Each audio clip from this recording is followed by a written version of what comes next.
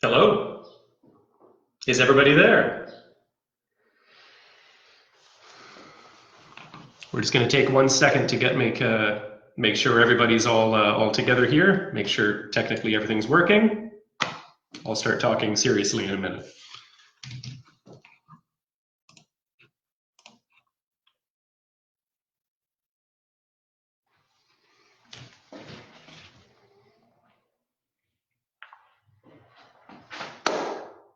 I'm thirsty,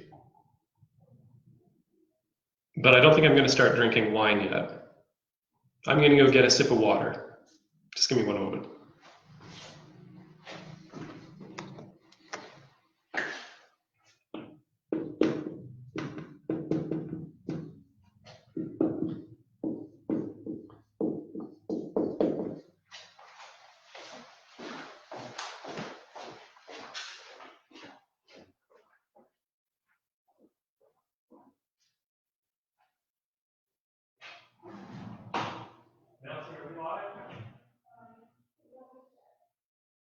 I'm not getting anything.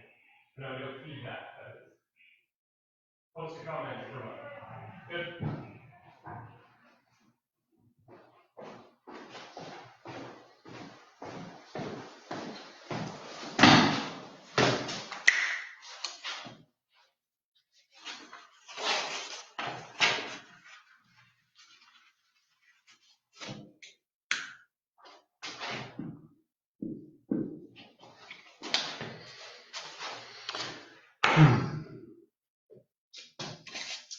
Hello, everybody. Welcome to the Virtual Vinstitute. This is our second episode of this live stream wine tasting series that combines a little bit of product knowledge about some of the wineries from the Oliver Osoyoos wine region, together with a little bit of wine education. And so, because we are recording in a new space today, I am today, as you can see, in kind of in the office here. Please let me know if there's any technical issues. Let me know if there's any issue with the video. Let me know if there's any issue with the audio. I know we do get a little bit of echo in this room, so hopefully that's not going to be too distracting. And so please just post in the comments if there's anything wrong technically, and we'll try to get to them as swiftly as possible. But otherwise, sit back, enjoy the next hour, and listen to the dulcet sounds of me drinking wine in front of you. For those of you who missed the first live stream tasting that we did a month ago, it is still available on Facebook. I recommend that you go down this page and you watch it. But I guess I better introduce myself if you haven't had a chance to view that. My name is Moss Scherkogel, and I'm the head instructor of the Vinstitute Wine School. I also work closely with the Oliver Osoyoos Wine Country group, which is an association of different wineries in the towns of Oliver and Osoyoos. There are about 45 wineries clustered into this 27-kilometer radius here, or not even a radius, just a straight line. It's only a couple kilometers wide, down here in the South Okanagan Valley, tucked right up against the American border. And this is just such a fantastic place to grow grapes and to develop new wines that we see some incredible innovation coming from the wineries from this area. Now, what I'm going to be doing today is just talking about 3 wines specifically from 3 wineries, because I can't talk about all 45 of them all at once. No, that's why we do a series of these wine tastings that you can come back again and again and again and eventually learn about all of them. But what I'm going to do right now is I'm going to talk about some broad strokes in wine first before diving into the specifics, the wines that we're going to be trying right here. And of course, the topic of today's session is rosé wine. All right, so let me back up. Let me set the stage right here. Most people, just about everybody, understands that there are 2 categories of wine. There's white wine and there's red wine. And some people like red wine and some people like white wine, and some people, like myself, are purely neutral and they like everything. from white to red or anything in between. And the in-between is what we want to talk about today, because rosé wine is this sort of, I think that, that some people view it as kind of an anomaly or sort of a halfway point. I had somebody not half a year ago ask me very seriously, and not critically at all, but they asked me, what is the point of rosé wine? And it sounds a little bit cynical when they say it like that, but they just didn't understand. They thought if you want a white, you drink a white, and if you want a red, you drink a red. So what is the point of trying a rosé wine? It's neither of them. Well, that's very glass half empty. The way that I like to look at it is that a rosé wine is actually both of them. It isn't that it's neither, it's that it's both. It's that a rosé wine takes some of the bright, clean aromatics, some of the floral highlights, some of the elegance of a white wine, but it combines it with more of a constructed texture, a little more richness, and more density of its fruit flavors than you would see in a normal white, something a little bit closer to red. And there is, of course, a broad spectrum. You can see we've got our beautiful gradient sign back here for Oliver Osoyoos Wine Country, which illustrates the fact that rosé comes in all different shades of colors. It can range from being very, very pale, almost white with just the slightest hint of pink, or it can be sort of an almost orange, kind of an onion skin is a common term for it. Or it can be this blood orange, this rich, ripe orange color, or it can be dark. It can be so dark that it is almost red wine. And the wines that I've chosen here today to taste with you are going to really illustrate the range. Let me just hold them up here before I continue talking about rosé wine. We're going to start on the light side here. This is a bottle of the Culmina. They call it the Saignée, and I'll explain what that word means, but look at the color on that. It's very pale, isn't it? And it is orange. It is not pink. I mean, nobody would confuse that for pink. And so it has a look unlike what you anticipate most rosés to look like. But then, from there, we move to something like this. This is the Hester Creek Cabernet Franc Rosé. And this, as you can see, has a nice, rich, sort of robust pink color. Still quite translucent. You know, you can see my hand right through it right there, which distinguishes it from a red wine. It's not dark and it's not opaque. It has that brightness to it. But then finally, look at this. This is the Blushing Bride from Hidden Chapel, 2018. And look, it's totally opaque, isn't it? You can't even see through it. It's basically indistinguishable from a red wine, but this is definitively a rosé. And so they come in all shapes, they come in all colors, and so it's a valuable thing to understand about rosé wine, that it is a category. This is the most important thing that you can learn tonight about rosé wines. It's that a rosé wine is not a wine, it's a group of wines that is almost as broad and multivariate as white or red. And so if you are somebody who is not fond of rosé wines, if you have never tried a rosé wine that you've really enjoyed, you just haven't tried enough of them. And just by sampling some of the incredible range of rosés that you can get in an area like Oliver Osoyoos, where you've got all 45 of these wines, and dozens of them are producing rosés, and they're all producing them in different fashions, using different grapes and different techniques. It means that you can get almost limitless potential, and it means that if you look hard enough, you will find a rosé that you will absolutely adore.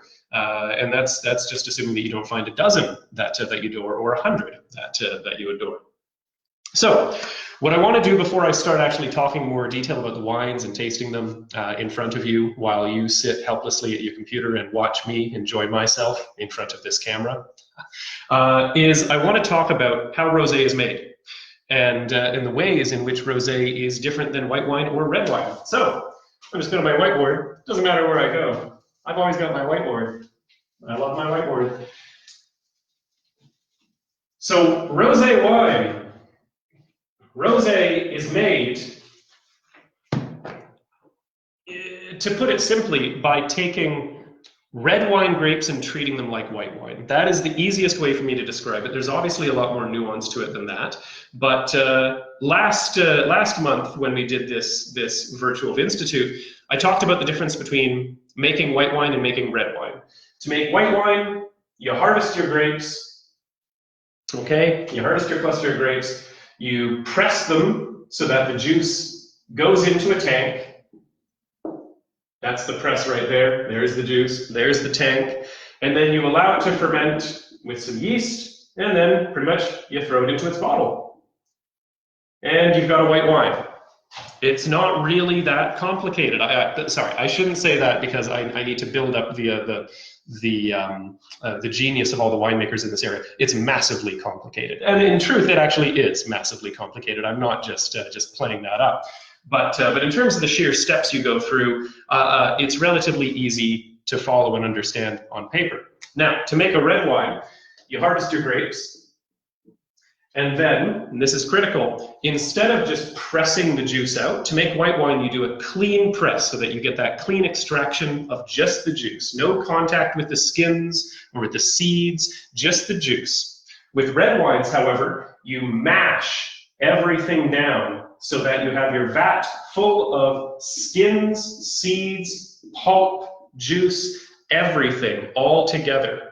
And then you go through a period of time called maceration. And maceration typically lasts somewhere between, 14 and 30 days. And the maceration period is when you are soaking the juice with the skins. And this is vital for the creation of a red wine because red wine does not start out red. And again, we're treading stuff that we talked about last month, but you can make a white wine out of red wine grapes. You can take Merlot grapes and you can turn them into white Merlot. A fantastic example is the Riverstone Sparkling White Merlot, a magnificent wine. And yeah, it is nothing like a Merlot that you would normally see.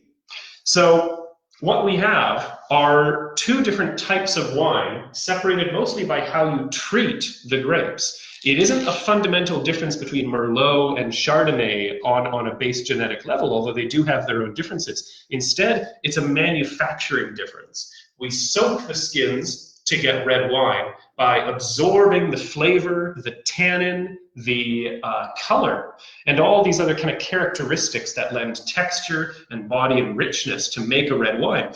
And to make a white wine, you simply don't do that. You simply trim out the fat, you don't have the skins, and so you get something that is clean and pure and very bright and fresh and accurate in depicting the way that fruit tastes. Red wine, then commonly we put it into oak barrels. There's our oak barrels. And then we throw it into the bottle. So, rosé wine fits right in the middle here, because the way that you make rosé wine is, well, all right. I guess I need to start talking about the wines that I have behind me, because every one of these is made in a different way.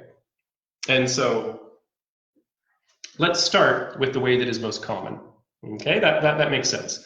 Let's start you off with what is most typical, which is most common.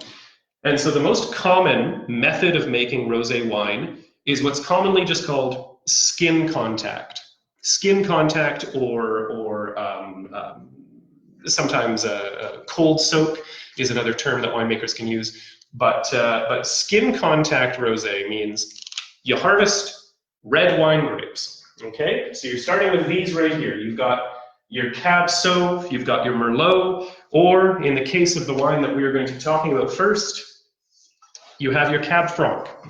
This is, as I mentioned before, the Hester Creek 2019 Cab Franc Rosé. It's Cab Franc Rosé because it's made of Cab Franc. I shouldn't need to explain that, but here I am to explain things.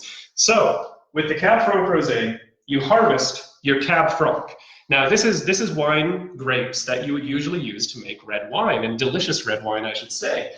But instead of soaking with the skins and the seeds and all that jazz, you instead do a very clean maceration to get a little bit of color, but not too much. Now, when they make the Hester Creek Rosé, what they do is they take the skins, the seeds, all of this, they mash down the grapes, and they soak them together in a cold tank. So there's my little snowflake right there to indicate cold, which is very different than the way they make the red wine, because the red wine is made, there's my little fire symbol. The red wine is made by heating up the tank and encouraging a warm ferment. Think about encouraging yeast to grow cultures. Think about proofing dough before you bake with it, right? You want it to rise and you need to keep it warm. And so when we want yeast to activate, when we want maceration to really absorb, we warm up our tanks. Think as well about a tea bag. You put a tea bag into a hot cup of water, you absorb a lot of the darkness, the texture, the flavor, the color from that tea bag. But if you take a tea bag and you put it into a cold cup of water, which is what Hester Creek does in this case to make their rosé, what you instead get is a much, much, much lighter extraction of color. And so you wind up doing that for, in Hester Creek's situation here, they do it for 3 days. Hester Creek soaks their grapes for 3 days.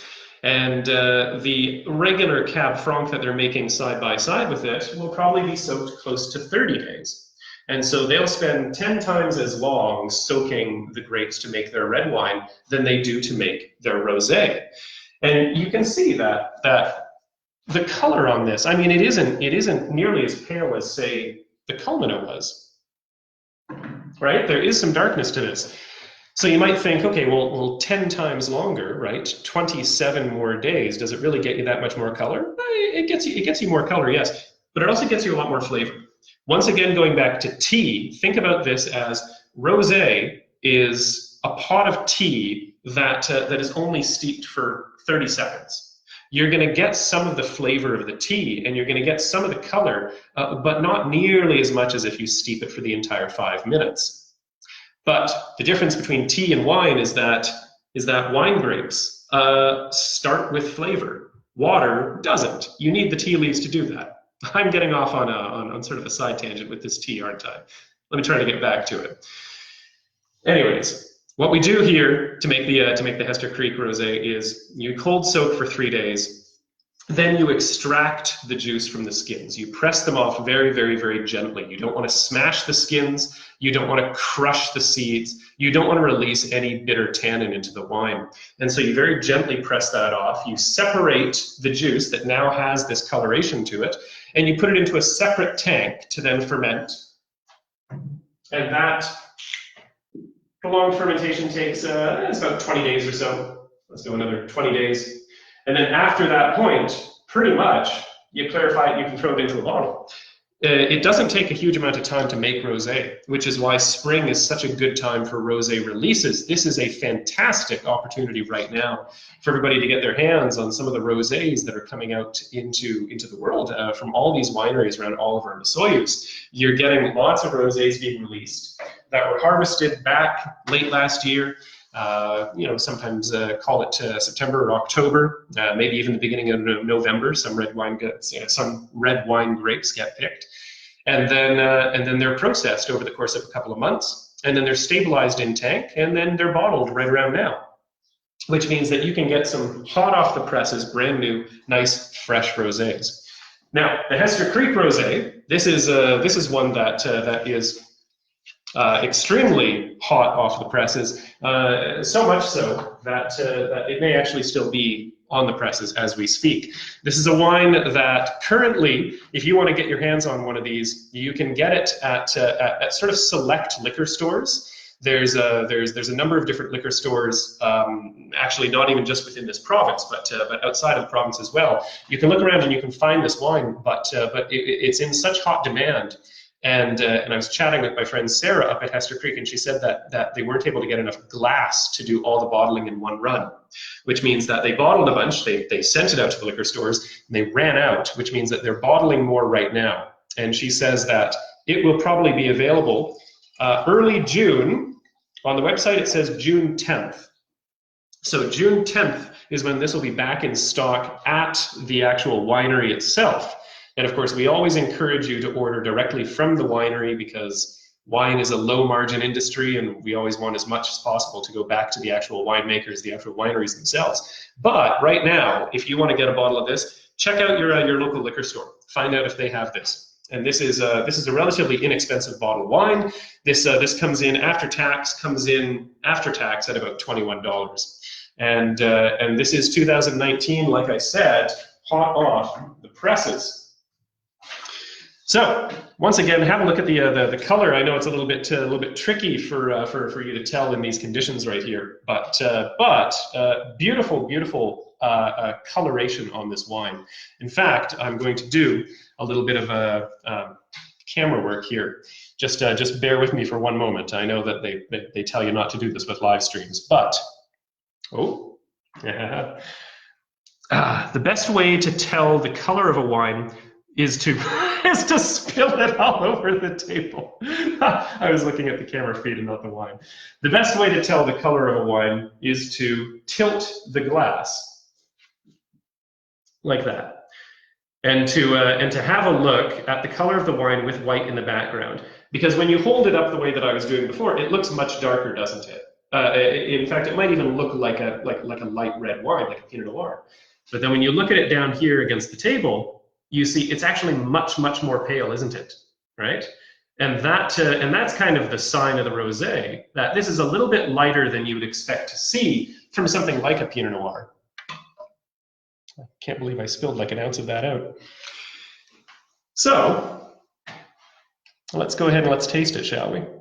If you were lucky enough to plan ahead, go to your local liquor store and get a bottle of this, this would be the time to open it along with me. So obviously, the first thing that we do whenever we taste any wine is we look at it. We did that. Second thing to do is spill wine all over the table. Good, check. Third thing to do is clean up the wine. I'm not going to do that right now because I'm a presenter, not a custodian. So instead, I'm going to just drink this and then I'll clean it up after. I'm going to give it a little swirl first. Giving that swirl just gets a little bit of oxygen inside the glass. Allows the wine to breathe a little bit. Rosé wines typically do not need as much aeration as their red wine counterparts, and sometimes they don't even need as much as some of the white wines that you'll come across. But generally speaking, not even generally, universally speaking, every wine is going to benefit from a little bit of air. It's always prudent to swirl any wine that you get your hands on, because it's just going to make that wine wake up. It's going to perk it up a little bit. It's going to bring out more of the aromatics. And one of the goals of rosé is to encourage aromatic development. When you have a red wine made out of these grapes, you're going to get some cool aromatics, but it's going to be a little bit denser. It's going to be just a little bit heftier, a little bit muddier, not to cast shade on red wines. But white wines and rosés that are treated with this kind of cold maceration are going to have cleaner, crisper, brighter, and usually sort of lighter fruit tones and more floral tones. So give it a little bit of air to encourage that, and then you take a smell there. So there's something funny that happens to our brain. We're so susceptible to suggestion. When you see a white wine, you tend to think things like peaches, apples, lemons. When you see a red wine, you tend to think things like plums, dark cherries, figs. When you see a pink wine, I think automatically your brain just goes to cranberries, to strawberries, to huckleberries and raspberries, right? You follow the color with your brain. And that's why it's really fun to sometimes do wine tastings with opaque wine glasses where you cannot see the color. You trick people all the time. People will taste white wine and think that it's red, or red wine and think that it's white. But in this case, I mean, I'm following my eyes, because when I smell this, it smells like cranberries. I get this beautiful fruit that comes forward in this kind of red berry sense. You know, red berries, when you compare them to dark berries, red berries have more acid, and there's a cleanness to the taste and also to the smell. And so It doesn't remind me at all of something like a blueberry or blackberry. Instead, I'm getting a lot of that cranberry, a little bit of raspberry, but I also smell a little bit of pepper. There's something a little bit spicy, and that is the Cab Franc speaking. Now, if you're familiar with Cab Franc as a grape, then you're maybe used to tasting a little bit of green pepper here and there, a little bit of capsicum, a little bit of jalapeno, maybe even. It's a really delightful spice that can come out in Cab Franc, and this, even though it's such a light, such a clean interpretation, still has a little hint of that jazz to it, a little hint of that spiciness, which makes it really, really fun to smell. So now that I've had a good smell, I'm going to go ahead and have a sip. I'm giving it another swirl because I can't help myself, but also it's always good to sort of energize it, right? So smell and then sip. And the first sip that I taste, it's not going to be a very accurate one because it's just getting my mouth ready.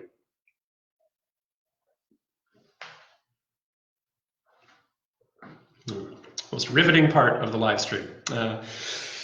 So that right there, I wanted to kind of move it around. I wanted to let it touch the different parts of my mouth, get on the roof of my mouth, get underneath the tongue, and really just sort of pave the way, right? I wanted it to pave the way so that now when I take a second taste, my mouth is primed. It has the rosé in there, and on the second taste, I'm going to get more of the accurate flavor. I'm going to get more truth from the second taste than from the first. So once again, swirl and smell. You always repeat these steps. You swirl, you smell, you sip, you savor, right? It's a whole bunch of S's.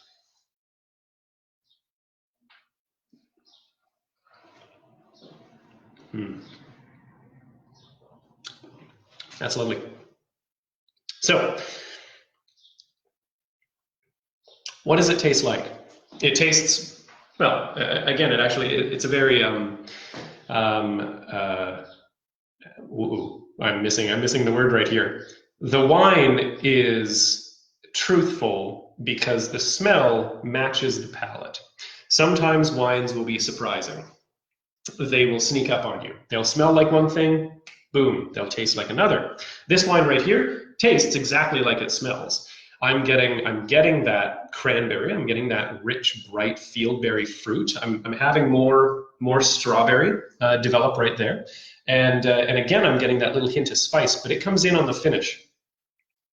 And the interesting thing is that you taste a wine in three different ways. First, you smell it. Second, you taste it on the palate, and third, you have the finish, which is the way that the aftertaste sort of lingers. But what's fascinating is that oftentimes the aftertaste will be more like the smell than it will the actual palate. And you would think, well, it's the tongue drying off. It would taste like the palate, right? But no, actually what's happening is in the finish, in the aftertaste, the wine is drying off your tongue. It's evaporating off your tongue. And it's actually going up into your sinuses through your own head. And so you are smelling the wine from the inside. So that's called retronasal sensation. And so that's why I smell the spice and then I taste the spice on the finish, because I'm actually just smelling it again, but from inside of my own head. Whereas on the palate, I'm getting that burst of flavor. I'm getting that brightness, that cleanness of fruit. And this is, I will say, a wine that has a little bit of sweetness to it. But that shouldn't scare anybody away because it's not overly sweet. And it's balanced with a nice, clean acidity. Like I said, red berries are characterized by having some acid. This tastes like red berries, and it has that little bit of acid sizzle to it, which is wonderful. No, that sounds dangerous, but it's enough to make it bright and energetic. There are the TA of this wine, which stands for total acidity, is 6. And that's relatively high. Your higher acid wines, coming from a hot area like this, your higher acid wines are going to be up to about maybe 7 or something like that. But having a total acidity of 6 is sort of medium high. And it has a relatively low pH, which is a dampening factor that contains acid and keeps you from feeling it. So if you have low pH, you're going to feel the acid more. So this has a pH of about 3.2, and the range of pH is 3.0 to 3.9 pretty much. So 3.2 is low on the scale. I don't need to bore you with pH right now. All you need to know is that there is some acidity. There's some clean, crisp acidity that makes the wine fresh. And so even though it has about 11 grams of residual sugar, which is enough to put it into the off-dry category of wines, it actually tastes dry. It doesn't come across as sweet. So I should address some aspects of rosé history before I get to the next wine right here. And it's because I'm talking about sweet rosé that I feel like I need to do this right now. People have a certain perception of what rosé wine is going to be, and that perception has been informed by a couple specific cases of rosé that have dominated the market and have basically taught people what rosé is, and that is inaccurate. Rosé can be, as I keep saying, a spectrum from dark to light, from dry to sweet, and everything in between. It can be sparkling, it can be still, it can be made of just about any grape that you can imagine. And so the rosé that has kind of, well, that basically put rosés on the map for most people, well, there's two of them. One of them came out just after World War II, and it is Métis, right? We all know Métis. It comes in that bottle, you know, that everybody winds up using as a candle holder after they buy it. And so Métis, that's a sweet rosé, but it was so vastly popular in the second half of the 20th century that it became, I think it was at one point 1/3 of the wine exports of Portugal was just Métis, just this single brand of rosé, because sweet rosé was, I guess, appealing at that time. But the other thing too is that the United States didn't really do anything into it to help the campaign to bring it back to the dry side, because there was a time in the 1970s where white wine was much more popular than red, and Sutter Home was an American producer that was making white Zinfandel. Okay, so they were taking red Zinfandel and they were treating it like a white wine purely, not even making rosé, but making white.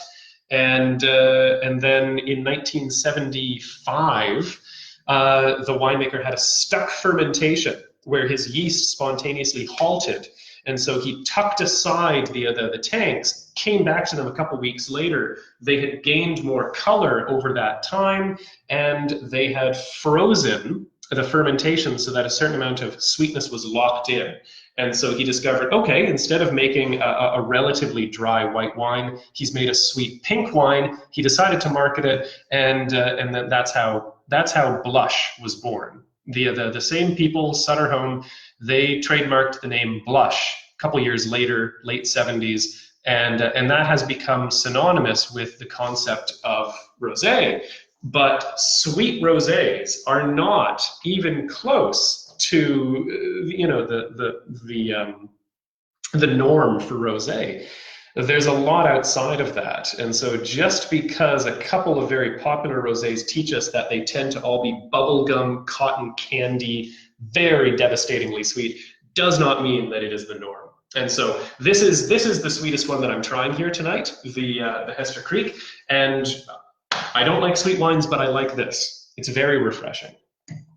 So let's move on to wine number 2 and method number 2.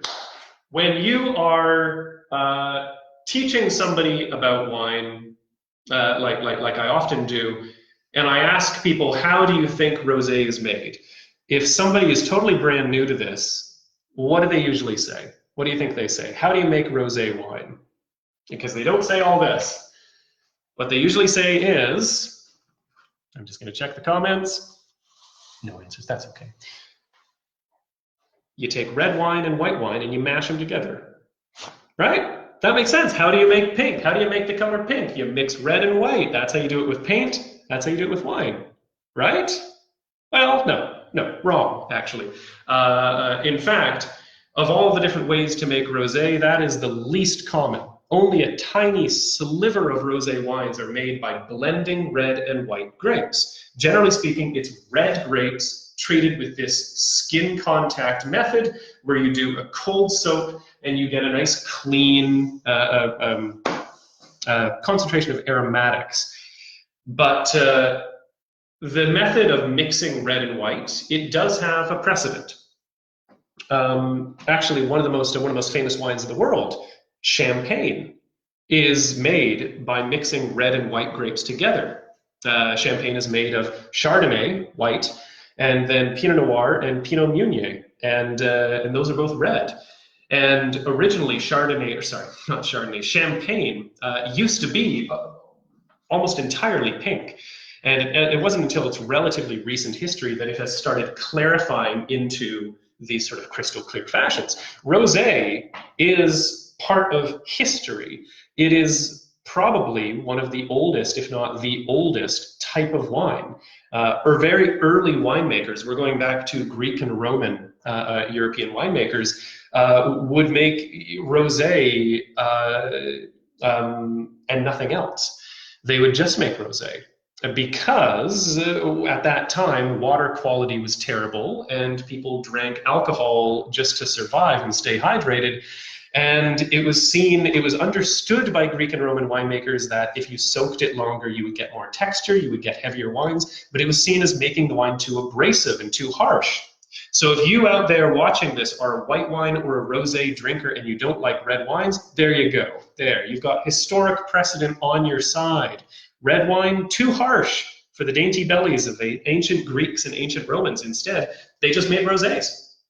And that continued right through till the Middle Ages and beyond.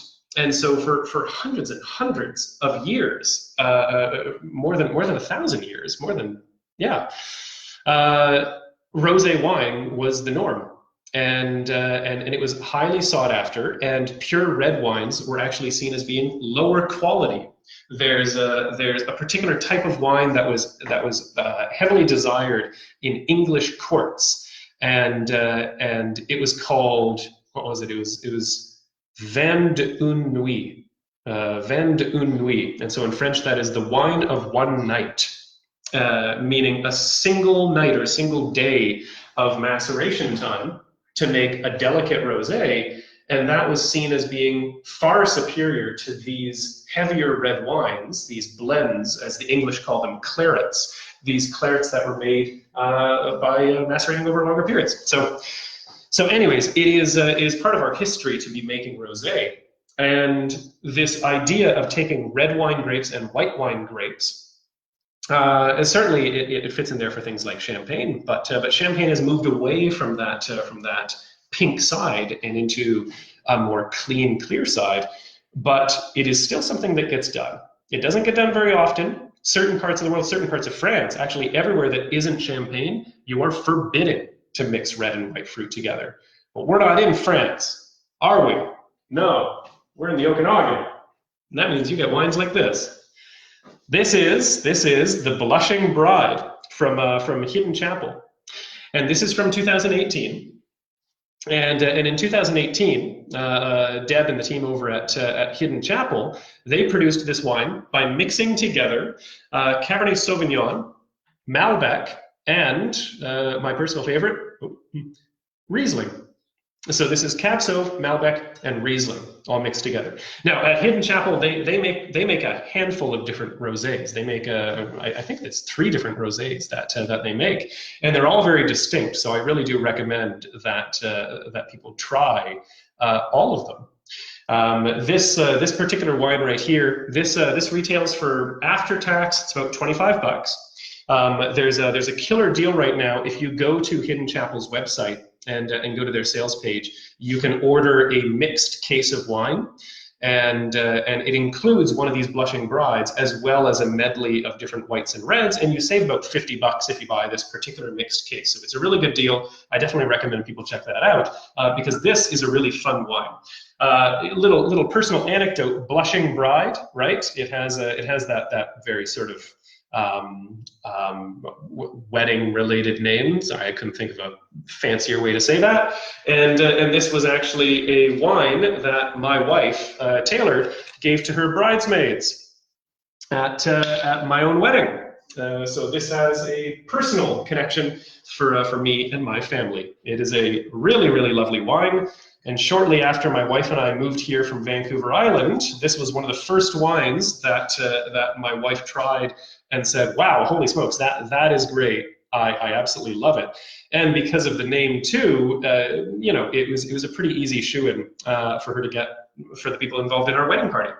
Now, it's also black as night. Look at how dark that is. Like I said before, it looks like a red wine, particularly in this lighting. Now, I am going to attempt the dangerous task of tilting the camera yet again so that you can see how dark it actually is. Let's see if I spill the wine this time.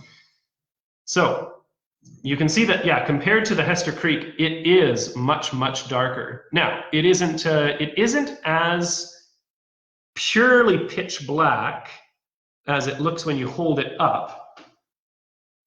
You can still kind of read words through it. You can kind of see that distortion a little, but obviously it's a dark wine. And that is because Cab Sauv, but in particular Malbec, are grapes that have very potent skins. So during this process right here, where we take the red wine grapes and then we do that little maceration, well, every different grape is going to macerate in different ways. Cab Franc, like it was used for the Hester Creek, Cab Franc is relatively light in terms of the pigment that's held within its skin, which means that they needed to go for 3 whole days to get this level of color. Now, if you were using something dark like Syrah or Petit Verdot or Malbec, you need a lot less time to get that much color. And so when Deb and the team made this wine by putting together Cab Sauv and Malbec and Riesling, you get this much color even though part of this is a white wine blended in.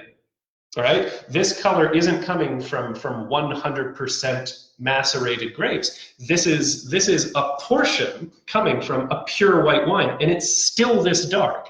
So that's a fantastic color extraction coming from some very, very potent grapes. One of the reasons why people use Malbec in blends, you know, the traditional red wine Bordeaux blend is Merlot, Cab Franc, Cab Sauv, Malbec and Petit Verdot. And Malbec and Petit Verdot, they make up tiny portions of those Bordeaux blends. They'll be 2%, they'll be 5%, maybe 1.5%, right? Just these little smidges. But they're in there for texture, for tannin, and for color. They lend a lot of darkness. So that explains this. So once again, let's do a little swirl.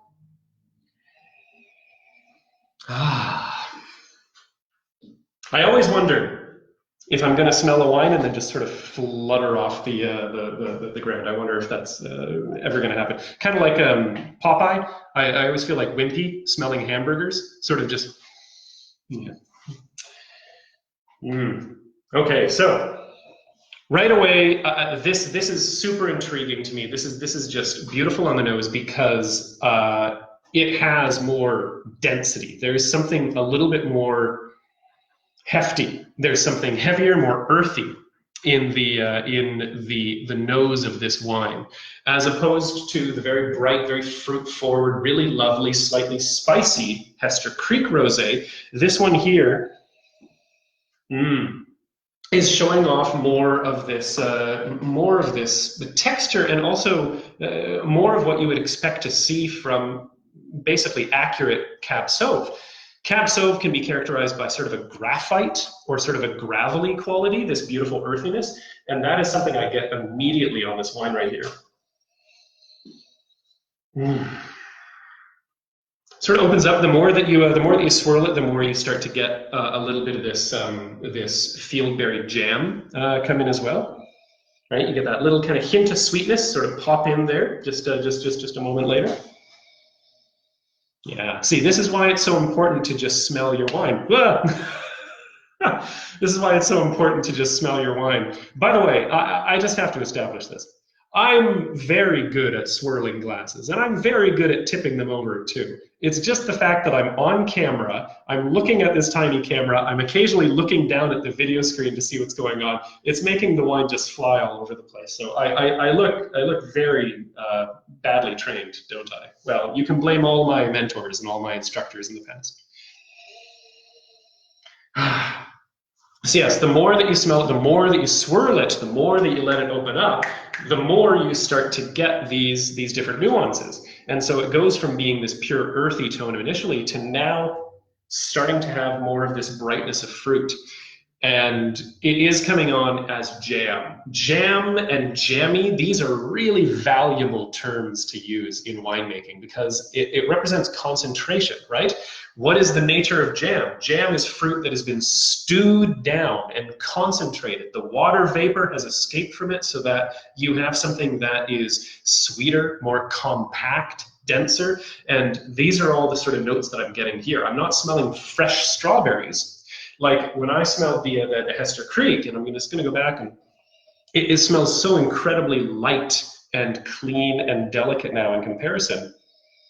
Smells like fresh berries picked right off the vine. This smells like berries that have been stewed down. Now, the other thing that I'm starting to get now is smokiness. And Deb herself from Hidden Chapel, she did warn me that she doesn't use the word smokiness because smokiness can scare some people, but I'm not afraid of scaring you. You wouldn't be scared of me, right? That's why the Winery Association choose to put me in here, because I'm so non-threatening. But smoke is something that admittedly is a little bit threatening. Smoke is something that can damage grape crops. If you have actual smoke in the atmosphere, it can be harmful. However, this is not a wine that is negatively impacted by smoke taint. This is just a wine that has a pleasant smokiness to it. What Deb said that she commonly says is menthol, and that's particularly appealing to cigarette smokers, I guess. But it also does represent the fact that it's a little bit smoky, but there's almost that little hint of herbal, almost minty tone in there too. But you get that neat smokiness. So really, really fun, really interesting balance to this wine. And let's go ahead and let's have a taste.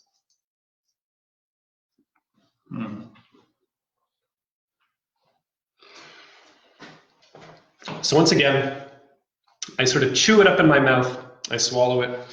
Some people will recommend that you suck a little bit of air in.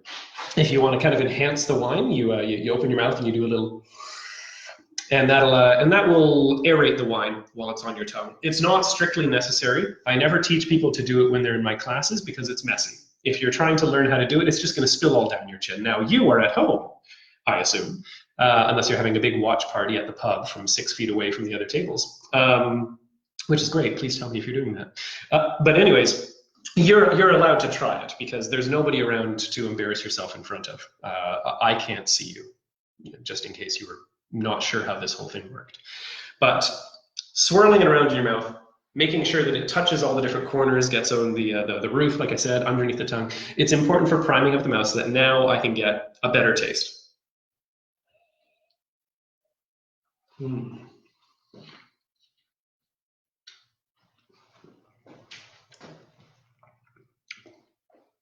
That's great. So right away on the tongue, I get this blast of flavor. Once again, it has a little hint of acidity. And you know where that's coming from. I've talked about Cab Sauv and I've talked about Malbec, but I haven't talked about the third critical element that is easy to forget about because it's so dark. Riesling. I love Riesling. I absolutely adore it. And the reason that I love it is because it's high acid. I was talking about the acid levels of the Hester Creek Rosé right there. I said that it was up at about 6. Now, the range of acid in common wines from say, the South Okanagan here would be somewhere between, say, 4.0 and maybe 8.0. Okay, so that's your standard range, and all the wines are going to have acid levels that fall somewhere within there. So when the Hester Creek is at 6.0, that makes it sound like it's kind of halfway, but it's an exponential scale, so it climbs. So by the time that you hit 6, you're getting into medium high acid. Riesling is commonly 7 points or above. And easily you can see Rieslings that hit 9 points. If you go to the island, you'll see Rieslings that hit 11 points, 12 points. And so it can have absolutely staggering acid, but Riesling is often made a little bit sweet, which is one way to temper that acid. Another way to temper it is to combine it with wines that have a bit of tannin. So this wine right here does have some grip to it. It has tannin, and that means that as I taste it, it's starting to dry my mouth out just a little bit, like oversteeped tea. And that is the beautiful sensation that gives red wine its particular qualities. And so, you know, when we were talking about the Hester Creek Rosé, I was saying white wine drinkers, rosé drinkers, here's the wine for you. This is the wine for people who like something a little bit heavier. This is for the red wine drinkers that, pardon me, are not so fond of your clean, crisp floral whites. And maybe haven't necessarily found a lot of rosés that appeal to them. This has enough body and enough texture and enough grip to it to, I think, really appeal to a red wine drinker. And again, it has that smokiness on the nose that sort of reminds us of red wines.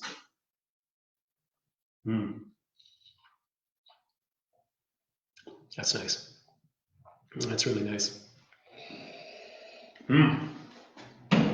So, I want to talk about the third and, for our purposes, the final way of making rosé. And there really are only 3 ways to make rosé. There's experimental ways to do anything, but we've talked about skin contact rosé. The good example there, the Hester Creek Cabernet Franc rosé. We have talked about blended rosés, white and red grapes mixed together. Much, much less common. But we've seen why you can do it. You can take some of the heavier red wines and you can combine them together with fresh, clean, crisp white wines like Riesling, which can snazz up the acidity to a point where you make the wine taste fresher, brighter, more fruit forward, and livelier on the palate than you would get by just using the red wine grapes on their own. Cab Sauv and Malbec, of course, much lower acid than Riesling, and so the wine would stand to maybe taste a little bit muddy, or a little bit heavy if it didn't have that brightness, that lift from the Riesling. It's the egg whites, right? They give fluffiness. So then we have the third method. And the third method is actually my favorite method, which is why I've saved it for last. I've also gone in a pretty unintuitive fashion because when we're tasting wines, we usually start with the lightest wine, and then we move to the heaviest. And you would assume by looking at the coloration, we would have started with the Culmina, and then we would have done the Hester Creek, and then we would have finished with the Hidden Chapel. But I did it the wrong way because the Culmina actually has a shocking amount of texture to it. You'd be really surprised by how much body, by how much richness we have there from the Culmina. And it's because it's made in the method that gives it its namesake. And let's see if we can see that there. That is a word, but it's not an English word, so it might seem scary. It is a word that basically means blood or bleeding. I don't really speak French, so I cannot tell you exactly how it translates, but it's something blood wine related, but not in the Klingon way. This is a method of making wine, an old French method, and it's pronounced Saignée. Think of it like Seignay, Saignée. So when you make wine in the Saignée method, you start making a red wine. And this is good because I've already explained to you how rosé is typically produced, right? You harvest your red wine grapes, you treat them basically like whites. Minimal contact with the skins, then right into the tanks. Something I didn't mention though is that you also usually harvest your fruit a lot earlier. You tend to harvest your red wine grapes early for your rosés and then later for your actual reds. And it's because the amount of time that the grapes stay out there in the field is going to raise the pH, which I told you dampens acid, right? So it's gonna, the longer it stays in the field, you taste less acidity. It also is going to encourage more ripeness, which is usually going to turn into alcohol content. You want your rosés to be a little bit lighter, a little bit cleaner, a little bit easier to take in, so you tend to want a slightly lower alcohol level, and you want to have that little bit of acid to give a little bit of brightness. So you harvest that fruit early. But what would happen if you didn't harvest that fruit early? What would happen if you took your grapes, your red wine grapes, in this case, let's do the classic Bordeaux style blend, read off my cheat sheet here, of Merlot, Malbec, Cabernet Franc, and Cabernet Sauvignon. I just couldn't remember if there was Petit Verdot in there or not. So let's say you take your Merlot, your Malbec, your Cab Sauv, and your Cab Franc, and you leave them out in the field, as long as you would leave them to make red wine. And then you harvest them to become red wine, and you start making red wine. You put them into the tank, you mash everything up. You have the juice, you have the skins, you have the seeds, you have the pulp, and my little fire icon stands, you heat that tank up. So it's like your hot cup of water with a tea bag in it. You are extracting color, you are extracting texture and tannin and intensity, and then you pull a little bit of juice out. And that is where the namesake comes in. This is the titular Saignée. You saignée some juice out of the tank, which means to bleed some juice out of the tank. You have your tank full of juice becoming red wine, and then you drain a little bit out. You separate it, you put it into its own tank, and the original tank continues going. And it just keeps on cooking along for another 25, 27, 29 days until it becomes red wine. But the part that you separated is, to go back to the teapot analogy, this is a pot of tea that you pour a little bit out early, and then you set the rest aside to continue steeping. And so you wind up getting a wine that usually has more tannin, more texture, more density, and a little more heft to it than a typical rosé. Now, there is a fun side effect too. When you drain this tank of the red wine, this has become a tank of red wine.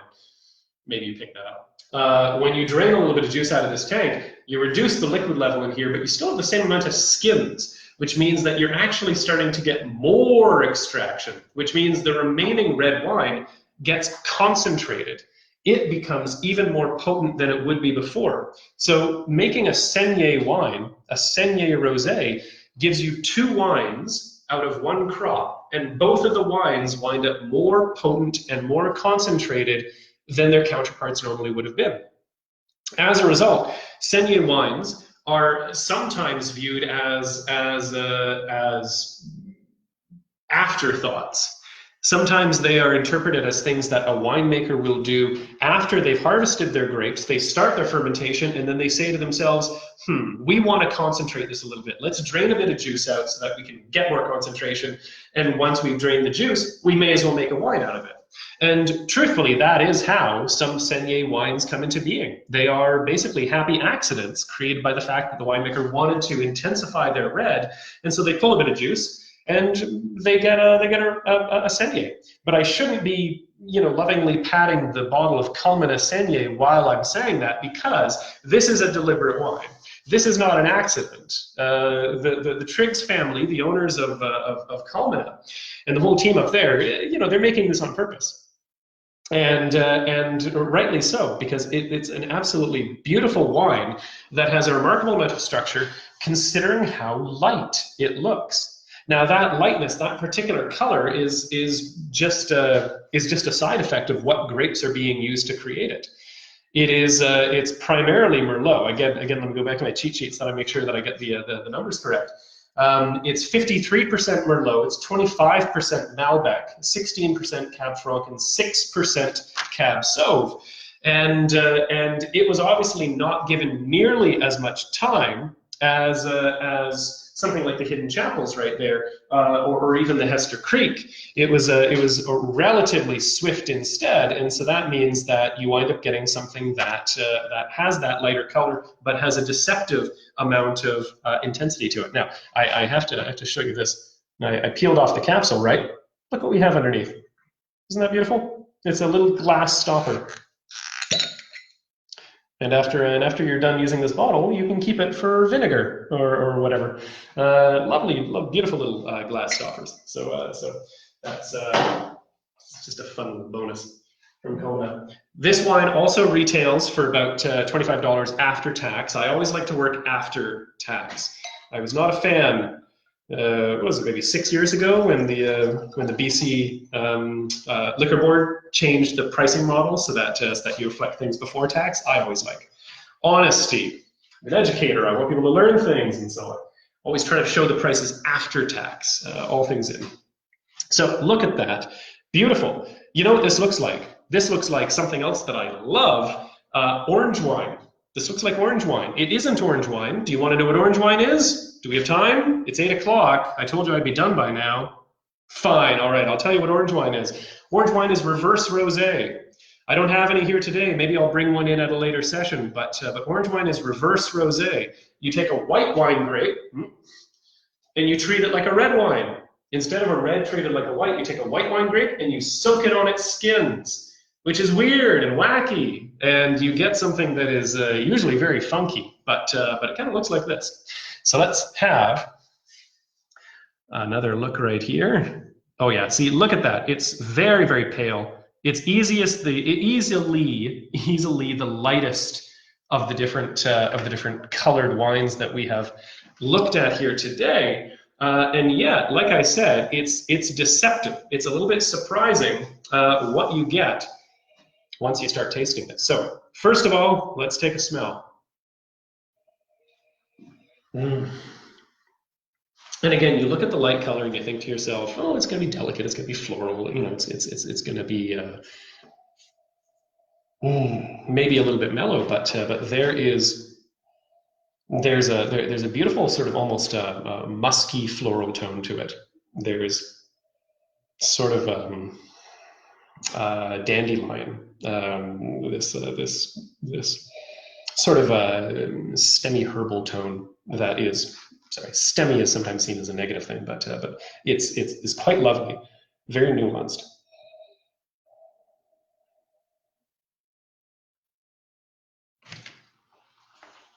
So there's that bright sort of herbal, as I said, almost a little bit musky tone on the nose right there.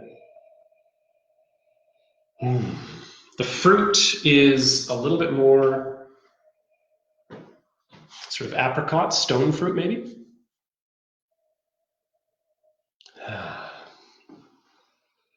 Maybe almost a little bit of baked apple.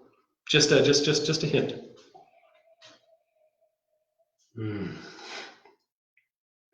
But it's really intriguing. There's a very, very fun, almost mystery to what you're smelling right there, because it isn't obvious. And that's something that you get by taking grapes that are not typically used for white wines. Things like your Merlots, your Cab Sauves, and then turning them into this. All right, we got to taste it. Sometimes if you can't quite unlock what it is on the nose, you take a taste, you go back in, you smell it again, changes your perception, right? As I said, you get that retronasal experience. It's definitely going to alter the way that you're taking it in.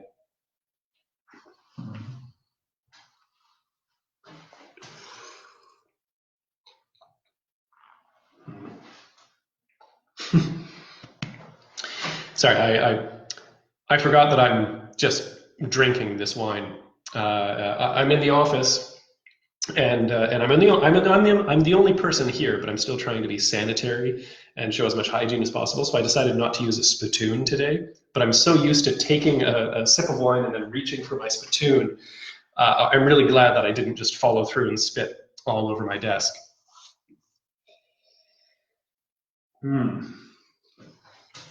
So right away, I get the grip of tannin that totally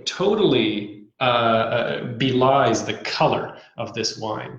Or rather, I should say, the color of the wine belies the amount of tannin that is inside. It doesn't seem like it should have this much structure, but there is a beautiful grip to it.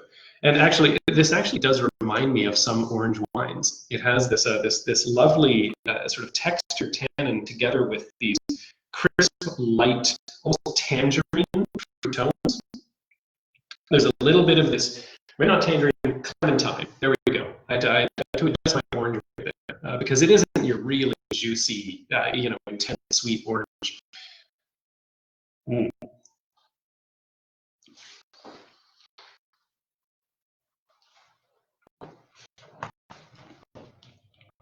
A little bit of rhubarb, maybe. There's that nice, fun kind of slight bitterness, the fruitiness there. Again, you have layers of complexity, and the nose just continues to grow. And now that I've hit that orange citrus tone, I'm starting to smell that more on the nose as well. By the way, since I've wound up talking about orange wines, I may as well say orange wines don't taste like oranges. Very few of them do. They look like oranges, but they don't taste like oranges. This, by coincidence, happens to taste like oranges. Maybe I'm being tricked by looking at the color and thinking orange, but I'm definitely getting that sort of citrus rind, that hint of pith, right? The white of the orange that brings in that little hint of bitterness. That's beautiful. It's so refreshing. I should also say something. All three of these wines, I have them at a little bit below room temperature. They're probably about 17, 18 degrees, and that's how I like to drink wine. All of these will be more refreshing. They'll be cleaner. They'll be crisper if you taste them at lower temperatures. A lot of rosés are designed for lower temperatures. In fact, that's one of the main benefits to treating them like this. When you do a red wine and you treat it as a red wine, then you put a lot of tannin in it. Even something light like a Pinot Noir. Last month, during this virtual tasting, we tried the Gehringer Brothers Pinot Noir. Beautiful wine, very light tannin to it. However, any red wine is going to suffer when it's chilled down too much.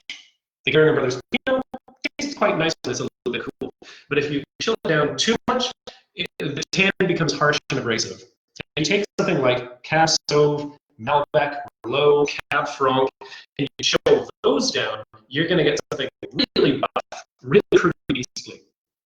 White wines don't have tannin, which means there's nothing inhibiting them from being chilled. They taste just fine, warm or cold, and so a lot of people want them to be cold because then it's cleaner, it's more refreshing. But I like to have wines a little bit warmer so that I get more aromatics. When you warm the wine up, even if it's sitting inside your glass, some people say for a red wine you're supposed to hold it by the bowl so that you warm the wine, and for a white wine you're supposed to hold it by the stem so that you get cleaner expression. With rosé, this minimal time extracting tannin means that they are cleaner, and that means that you can chill them down. But once again, I need to. Oh, sorry, I'm getting some notes that the quality has gone here. Audio, video is not working.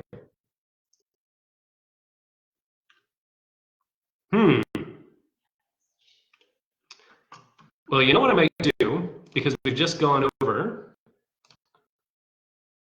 an hour. Maybe I should relaunch for the finale here.